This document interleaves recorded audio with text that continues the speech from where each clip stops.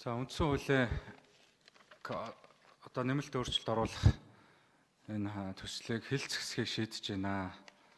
Тэгээ үндсэндээ хэлцэх нь дэмжигдээ явах юм бол цаашдаа өөрчлөлтүүдийг нь оруулаад өөрчлөлт болгоноороо ярина.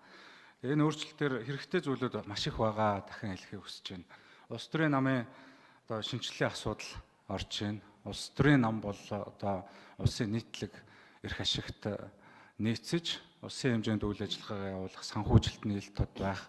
Тэгээ энэ дээр үндэслээд бид нар улс төрийн намын тухай хуулийн өөрчлөлтийг явуулнаа. За тосгоны эрх зүйн байдал, шүүгчдийн шалгуур, томилгоо, шүүхийн ерөнхий зөвлөл байхын хажуугаар шүүхийн хяналтын зөвлөл байж шүүгчдэрийг хариуцлагажуулдаг энэ асуудлыг тусгасан байгаа.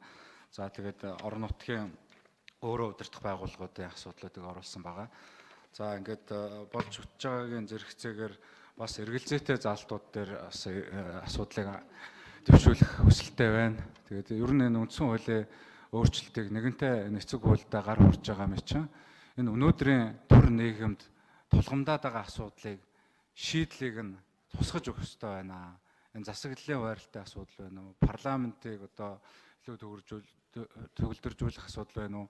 Засгийн газрын тодорхой эрх мэдлийн асуудал байна уу? Ерөнхийлөгчийн эрх мэдэл үүрэг оролцооны асуудал байна уу? Шүүхийн асуудал байна уу? Энийг их олон жил ярьж байгаа. Тэгээд энийг нь дордуулах биш одоо шийдэл болсон байдлаар шийдмээр байна. Тэгээд энэ хуваагдал талцал энэ Монголын нийгэмд ард түмний донд маш их байна. Улс төрийн намаараа талцдаг, нутаг усаараа талцдаг, бизнесийн ашиг сонирхлоор талцдаг. Тэгээ энэ талцал хуваагдлыг одоо арилгасан байдлаар нийтлэг эрх ашигыг хангасан байдлаар энэ өөрчлөлтөө хийх хэрэгтэй байна. За эргэлзээтэй заалтуудаас нэгдүгээрт 21-4 дээр мөн л Улсын хурлын сонгуулийн тогтолцоог хуулиар тогтооно гэдээ оруулж байгаа. За одоогийн хүчин төгөлдөр үндсэн хуулиар Улсын хурлын сонгуулийн журмыг хуулиар тогтооно. За ингээд гишүүдийг бол ард түмэн шууд сонгоно гэж байдаг бол сонгуулийн тогтолцоо журмыг хуулиар тогтооно гэж тогтолцоог нэмж оруулснаар сонгуулийн тогтолцоо гэдэг чинь пропорционал уу, мажоритар уу, холимог уу гэдэг сонгуулийн тогтолцоог хуулиар тогтоох эрхийг нь одоо энэ үндсийг нь оруулаад өгчөж байгаа. Ингээд сонгуулийн хуулиараа үндсэн хуулийн 21-4-ийн дагуу пропорционал элементийг оруулах юм бол эргээд жагсаалтаар оруулдаг тэр одоо тогтолцоо чинь хүчин төгөлдөр үйлчлэнэ.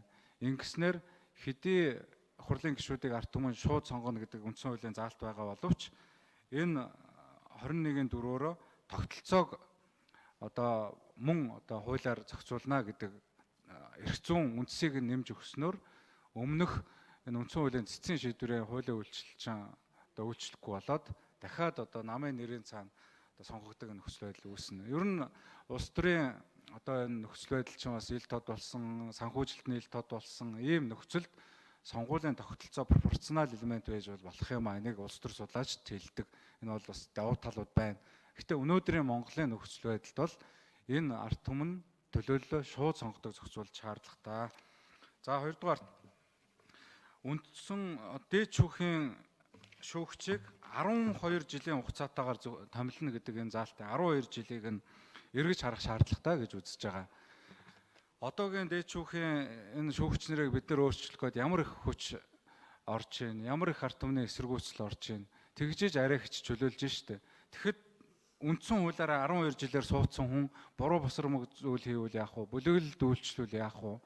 Тийм ээ? Захиалгаар ажиллавал яах вэ? Тэгэх юм бол энэ одоо хугацааны заалтаа бас эргэж хармаар байна.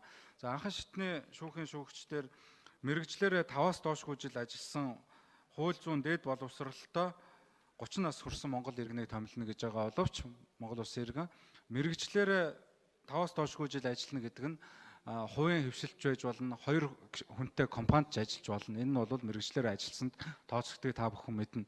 Тийм учраас энийг нь төрийн байгууллага эсвэл шүүхийн байгууллагад мэрэгчлэрээ 5-аас доошгүй жил ажилласан хүнийг шүүгчээр томилох нь зүйтэй маа гэж үзэж байгаа.